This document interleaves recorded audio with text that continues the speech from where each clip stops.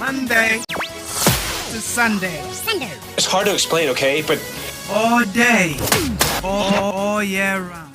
It's so mysterious. This is who we are. This is who we are. WAVR.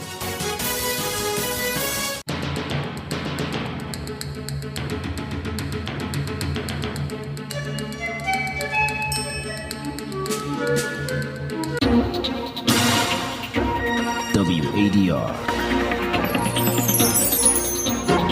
Promoting dialogue. It's midday in Dakar. Good afternoon and many thanks for tuning in to West Africa Democracy Radio, broadcasting on 94.9 FM and all around the world on WADR.org. This is NEWSLINK. Here are the top stories. Malians' hope for a democratic state comes alive as new constitution immediately takes effect. Togo plays host to a mediation talk between warring parties in Sudan's conflict in Lomé. In Ghana, anti-graft campaigners call for investigation of former Minister of Sanitation for alleged financial crimes. Keeping money in your home is not wrong, but what money is it and what is the money being used for? Because according to the facts, the money has been there for some time. And so that tells you that there's more to it than meets the eye. And more than 30 African heads of state converge in Tanzania for the July 25th to 26th African Human Capital Summit. Please stay with us for details of these stories and more. Here is James Ajapon with NEWSLINK.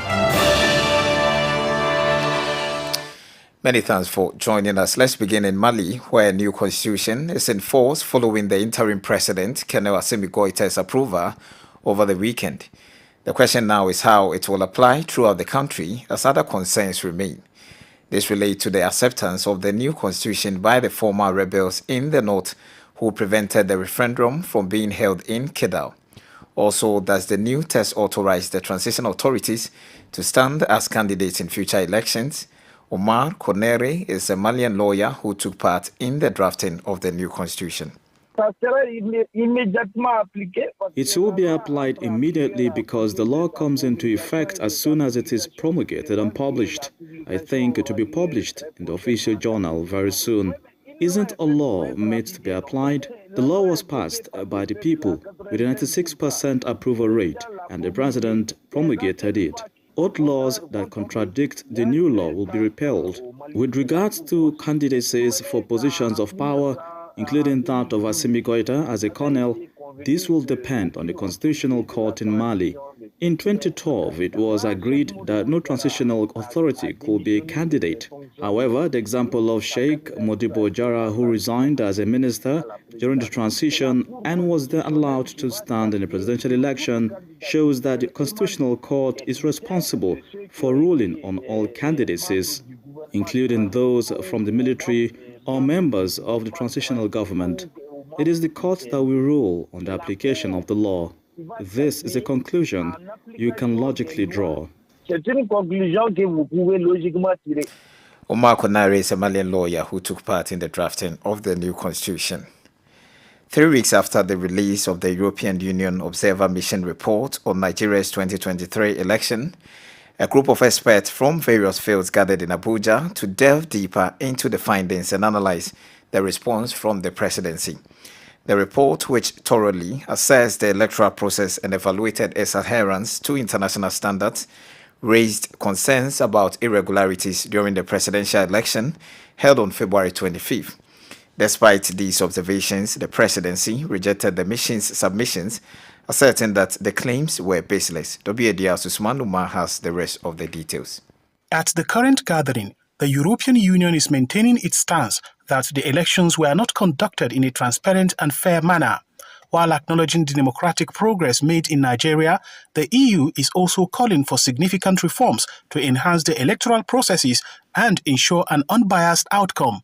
Samuela Isopi is the EU ambassador to Nigeria. The missions have offered the report, and this is the objective, the purpose of those missions, is to offer reports about what happened, and more importantly, to offer recommendations. The experts, comprising notable scholars, Political analysts and election monitors are meticulously reviewing the contents of the EU Observer Mission report to forge ways forward for better electoral outcomes in Africa's largest democracy. Safia Bichi, Head of Learning and Knowledge Management at Yaga Africa, speaks on some of the positives of the EU report. We administer election since the return of democracy at least about 10 times, so it is enough for us to have learned from our mistake and to do things better, and we cannot continue in that trend. On his part, Paul James, a political analyst, calls on the presidency to take into account the helpful observations by the EU mission's report. Concerns around perennial logistic challenges, the late commencement of polls. For me, we shouldn't throw out the baby with the bathwater. I know people have concern that it wouldn't take a foreign body to come out with telling us about the problems we have with our election, but I think sometimes the truth is bitter. The EU Observer Mission report scrutinized various aspects of the election, including the Electoral Act, voter registration, campaign financing, media coverage, and the administration of the election itself, among others.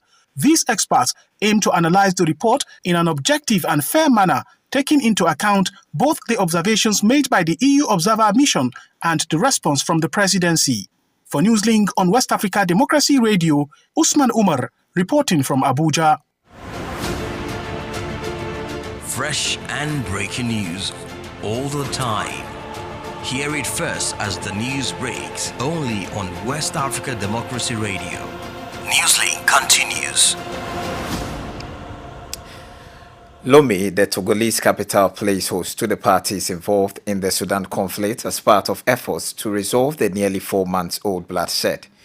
The two-day mediation meeting, being chaired by the Foreign Affairs Ministry and Regional Integration, began Sunday afternoon. As Oge Obiarika tells us, Togolese President Faure Gnassingbé had authorized the meeting, believing in Togo's influence in Africa and its long tradition of mediation. The meeting is held behind closed doors and brings together all parties to the Darfur conflict, including politicians, political activists, academics, and civil society groups. The objective is to provide the leaders with an open framework for discussion capable of mitigating the effects of the war and preserving coexistence in the country, said Robert Dossey, Togolese Minister of Foreign Affairs. Togo is very far from this conflict, he said, but its past experiences in mediation give it some leverage to try something to end the war in Sudan.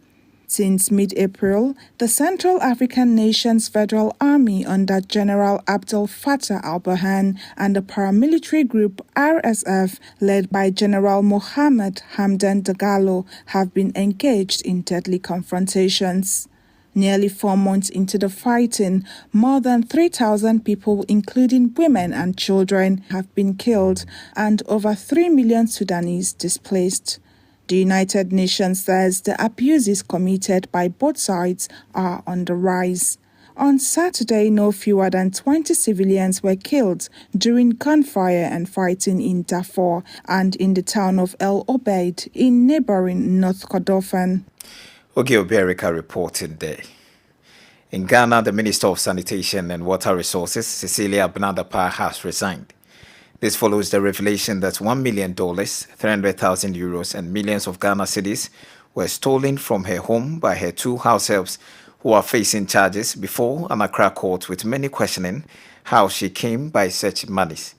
The embattled minister, in her resignation letter addressed to the president, indicated that she decided to step down from her role because she does not want the scandal to hinder the work of the government.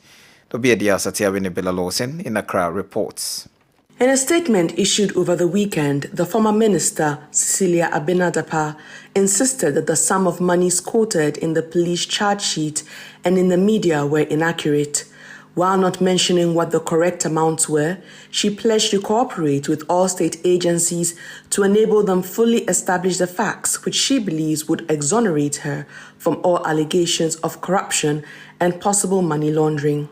Reacting to the news of her resignation, a professor at law at the University of Ghana, Kweju Appiah Etia, called for a further probe to ascertain the source of the money. Keeping money in your home is not wrong, but what money is it and what is the money being used for? Because according to the facts, the money has been there for some time and the people have been siphoning it off. And they couldn't even recognize that the money was being siphoned off. And so that tells you that there's more to it than meets the eye. The acting executive director of the Ghana Integrity Initiative, Mary Wadr, has for her part called on the president not to interfere with investigations so as to redeem himself from always clearing his corrupt appointees of wrongdoing. For the president to redeem his image and then also take off that mantra that has been applied to him for some time now, that he is a clearing agent. We believe this is a time for him to act and act swiftly. Meanwhile, Ghana's President Nana Akufo-Addo has also reacted to his minister's resignation and thanks the minister for her commitment and hard work over the years. In Akufo-Addo's nearly 8 years presidency, Cecilia Abena-Dapaah becomes the second cabinet minister to resign from her position for alleged financial crimes after Roxanne Bukari resigned as a Minister of State at the office of the President. Bukari's followed allegations of attempted bribery of a journalist to kill a story in the Upper East region. Reporting for NewsLink on West Africa Democracy Radio, I am Atiewin Imbila Lawson in Accra. Meanwhile, heads of state from more than 30 African countries will converge on Dar es Salaam, Tanzania's port city, for the African Human Capital Heads of State Summit. The July 25th to 26th summit will attract at least 1,200 delegates from across the continent. Abdullahi Hassan has more in the following report. The summit, supported by the World Bank, will be held under the theme Accelerating Africa's Economic Growth, Boosting Youth Productivity by Improving Learning and Skills. It will bring together leaders from across the continent to focus attention and draw tangible financial and policy commitments, prioritizing investing in people as a core driver of productivity, resilience, and growth. Albert Shalamila, Dar es Salaam's regional commissioner, said delegates, including heads of state, will come from more than 30 African countries. Shalamila explained that the port city has already prepared to receive the delegate, who will also have a chance to sample the country's abundant tourist attractions. On May 19, 2023, Tanzanian President Samia Suluhu Hassan launched preparations for the summit. She called on fellow African leaders, policymakers, and other development stakeholders to accelerate investments in learning, health, and skills to secure the productivity of the region's people as its greatest asset. Abdullahi Hassan reported there. You are listening to NewsLink on West Africa Democracy Radio, broadcasting on 94.9 FM, Dakar, Senegal. Here's a reminder of our top stories. Malians' hope for a democratic state comes alive as new constitution immediately takes effect. Togo plays host to a mediation talk between warring parties in Sudan's conflict in Lomé. In Ghana, anti-graft campaigners call for investigation of former Minister of Sanitation for alleged financial crimes.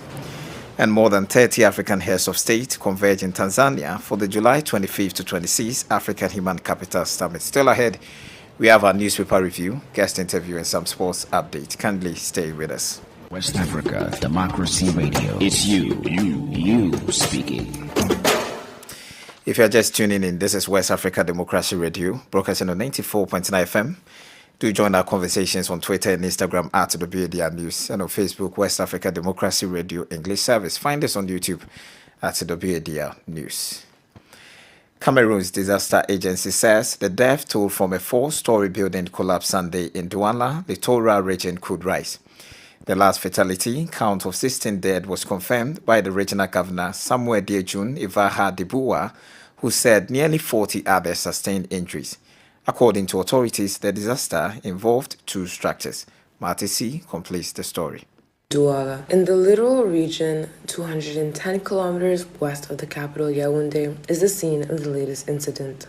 Since the building collapsed at midnight Sunday, rescue workers, assisted by Cameroon government troops, have been digging through the wreckage to rescue or to recover more bodies. To expedite some search operation, the Milities Fire Brigade has been ordered to join the country's Red Cross and other rescue services. Residents of the community who remain in shock told journalists of their initial and continuous attempts to rescue survivors trapped in the wreckage. Officials say collapses happen often in Douala, sometimes due to natural disasters such as landslides, or other times because of poor construction. Douala City Council is currently demolishing houses in high-risk zones susceptible to floods or landslides. In June 2023, local authorities identified 500 buildings in danger of collapse throughout the city. The building that collapsed on Sunday was not marked for demolition in the city's eastern Ange Raphael neighborhood, but the cause of the collapse was not immediately clear. Matisi reporting there.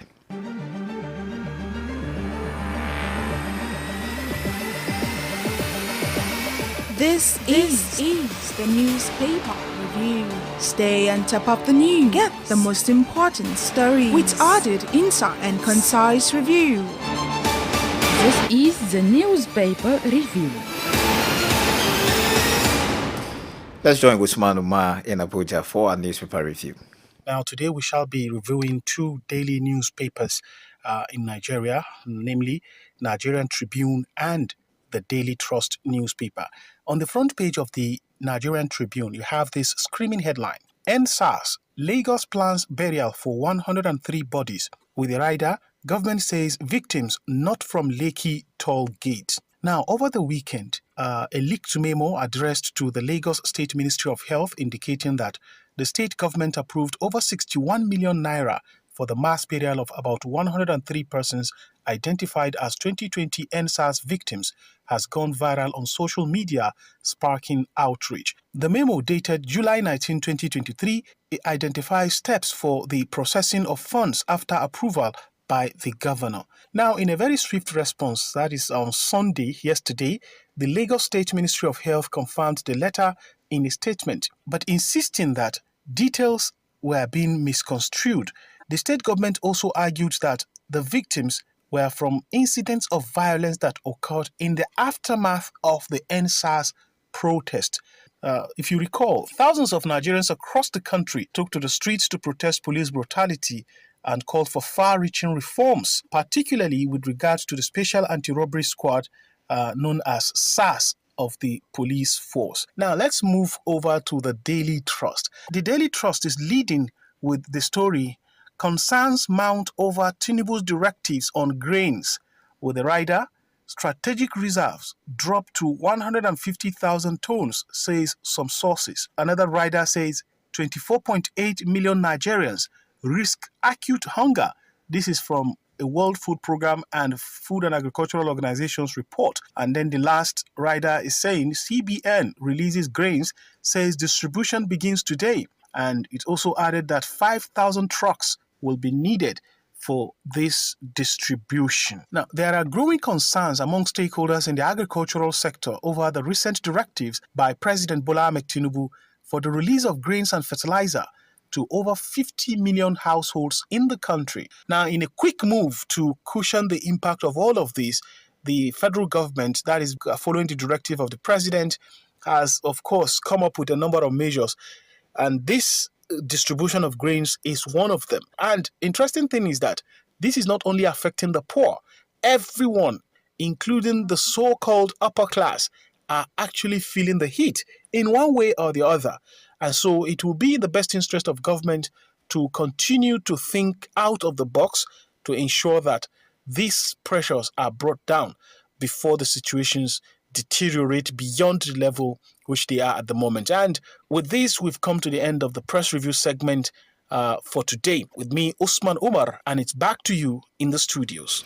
Thank you, Usman, for that newspaper review. Politics, analysis on major news, social matters, and all. This is A Guest. The clash between Sudan's regular army and the paramilitary group Rapid Support Forces, RSF, for a power struggle has entered its 100th day with mediation talks stalled. Togo, which states it has a long tradition of mediation, is leading a 2-day closed-door meeting with warring parties to negotiate an end to the conflict. The talks began Sunday afternoon in Lomé. Currently, airstrikes and gunfights continue in some territories, especially the Darfur region, following unsuccessful attempts by regional and international powers such as Saudi Arabia and the United States to bring the parties to a common understanding. In this interview, Gad Shamaki Peters, a regional security expert, discusses the influential capacity of Togo to finding a solution to the Sudan conflict and whether the Lomé talks will create an African-backed plan for a transition to democracy in the Northeast African nation. Another concern is the place of the continental body AU, the regional organ ACCAS, and IGAD in addressing regional conflict. Well, I'm happy you mentioned traditional method of means, which has become like a norm around the Sudan conflict. And the Sudan conflict definitely have gone beyond the 4 months, but it's just another round of conflict that we're witnessing. I don't know what influence Togo have in the background that is not visible to a lot of us or to the international community. But I guess in the spirit of African spirit, in the spirit of oneness, it's not a bad idea totally for Togo to try to intervene. But how deep can that intervention go, and what can we get out of it? I think is the critical question we're asking.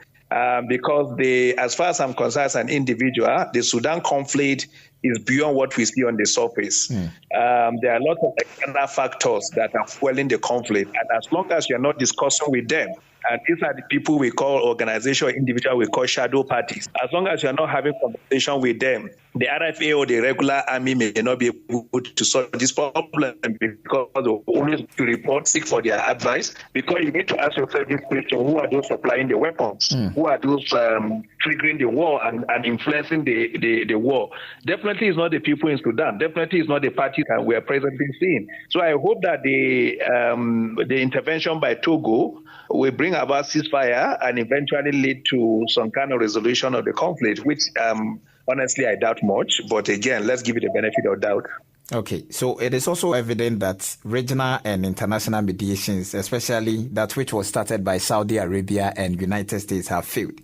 Do you see the interest of these factional parties as one that is focused on their territories or humanitarian? Because as of now, they have refused to negotiate an end to the war. Well, their refusal is because they have no control over the war. They have no control over their paymasters. They have no control over those forces that are sponsoring them to fight the war.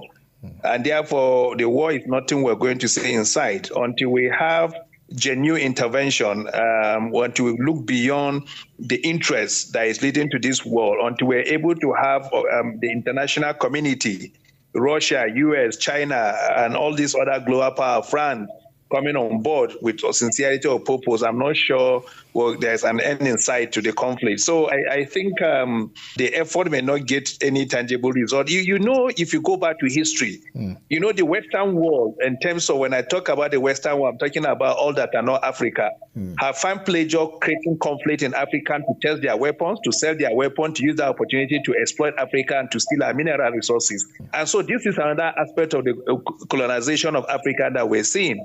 That the superpower are renegotiating our territory, renegotiating our resources, renegotiating our human life and value. And so all of these are the factor we're seeing at play in Sudan and a number of other countries that are currently having instability. It's all the influence of the West, not internal conflicts of Africa. So finally, based on what we've discussed, do you think that the continental body like AU, ACCAS, and IGAD have failed in resolving this kind of conflict that is allowing Togo to step in to find an African-backed solution? Well, it's a total. I'm actually pained and disappointed to say that the AU and others have failed because ideally this sort of intervention need to come from there, and whatever it takes, they need to solve the problem. I had expected them to be talking about peacekeeping mission now. I mean, bringing troops together from various African countries to enforce ceasefire and to enforce negotiation to happen. But we are not seeing any of that. And this clearly, again, explains to you the fact that a lot of the African countries and their leaders are equally dependent on instruction from other world leaders. And so we don't have the heart and the mind of our own to take decision, to protect ourselves, to speak for ourselves, and to take proactive action that will protect our common interests. And so it's quite painful and quite disappointing. And if AU cannot solve the problem, is it Togo, as small as Togo, with due respect to Togo, what political influence do Togo have in Africa that will be able to solve such a problem? So these are the kind of things that run through my mind that get me actually worried about the situation. That's Shamaki Peters, is a regional security expert. And here's Sankole Janko with some sports updates. Hello out there, a warm welcome and thank you for joining us. The Confederation of African Football, CAF, has announced a draw for the 2023-24 season of the Total Energies CAF Champions League and CAF Confederation Cup preliminary stages. The African Football Governing Body announced that it will on Tuesday, 25 July, signal kickoff of this year's club's competition in continental football. The draw will start with Total Energies CAF Confederation Cup and followed closely by Total Energies CAF Champions League. According to CAF official website, a total of 54 clubs from 42 member associations will take part in this season's Total Energies CAF Champions League, while 54 clubs representing 41 member associations will compete in the Total Energies CAF Confederation Cup. Record winners Al Ahly of Egypt are the reigning champions of CAF Champions League following their victory over Morocco's Wydad Casablanca in the final. Meanwhile, USM Algeria are the current holders of the CAF Confederation Cup after overcoming Tanzania's Young Africans in the final. And in athletics, Cote d'Ivoire's Lou Marie Josh Talou won another Diamond League 100 meters in a scorching 10.75 seconds in London on Sunday. Talou beat local rival Dina Asher-Smith to the gold medal to claim her third Diamond League win of the season. And that's it for sports. It's back to you. Thank you, Sankule, for that sports update. We have come to the end of this edition of NewsLink from West Africa Democracy Radio, broadcasting from Dakar, Senegal. Thank you for listening, and many thanks to our listeners in the Gambia via Hot 104.3 FM and New Me FM 94.0, Banjul, in Liberia via Alternative Youth Radio 98.9 FM, Lofa County. We also thank our listeners in Ghana on Radio Pad 95.1, Savannah region, and on Royals FM 104.7, Wenchi. Inyas Bilimu has been on the console. Many thanks to Mustafa Sek for our Facebook Live coverage. Do interact with us via social media platforms on Twitter, Instagram at WADR News, and on Facebook, West Africa Democracy Radio English Service. Coming up at the bottom of the hour is a rebroadcast of our health program, Well Body with Imo Edit. I am James Ejapon. Good afternoon. News, talk, music. Get it all 24 hours on West Africa Democracy Radio 94.9 FM Dakar.